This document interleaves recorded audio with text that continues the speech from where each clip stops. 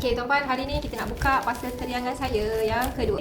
So, agak-agak apa design yang saya keluarkan? Ini adalah item yang saya keluarkan daripada akaun emas Gap saya, Gold Accumulation Program, tabung kumpul emas. Ada 100 simpan 100, ada 200 simpan 200. Lama-lama gram tuan-puan bertambah, boleh keluarkan emas fizikal. Okey.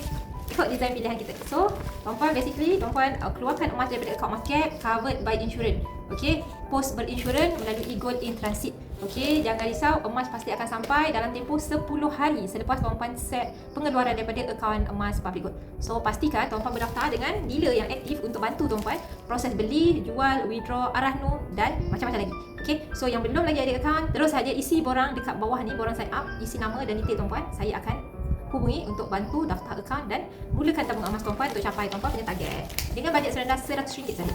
Okey, ini adalah emas yang saya keluarkan daripada akaun emas Gap saya. Okey, jom kita tengok apa yang saya keluarkan. Agak-agak saya dapat casing gold bar warna apa? Okey, nice. Warna hijau. Sesuai dengan kad yang saya dah akan dapat ni saya rasa. Okey, so tuan-puan akan terima envelope putih ni bersama dengan emas tuan-puan dalam casing ni, dan gold bar card ni adalah percuma daripada Public Gold. Okay, nampak ada printed Public Gold. So, tuan-puan akan dapat random color setiap kali buat pengeluaran. Menarik kan?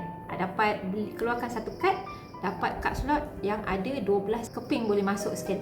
Okay, so selain tu tuan-puan akan juga dapat satu receipt official daripada Public Gold. Okay, ini adalah receipt pengeluaran emas kita. Okay, so saya dah agak dah saya dapat apa. Okay, sangat cantik. Warna menyerlah.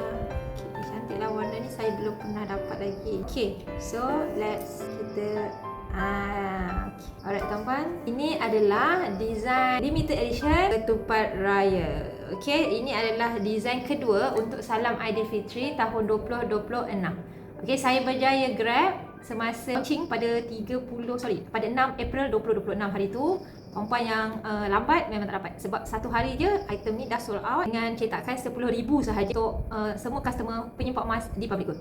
So bagi tuan-puan yang belum lagi ada edisi Salam Aidilfitri tahun depan, jangan lupa simpan siap-siap gram dalam akaun Gap dan boleh battle sama-sama untuk dapatkan design kad yang cantik. Special ini design kad yang emasnya berbentuk ketupat. Okey, ini edisi kedua untuk tahun ni. Edisi pertama alhamdulillah saya dapat grab juga satu, saya keluarkan daripada Gold ATM. So bagi tuan-puan yang nak mulakan tabungan emas hari ni, jangan tengok saja orang buat tabungan emas. Kita boleh mula dengan bajet kita serendah RM100.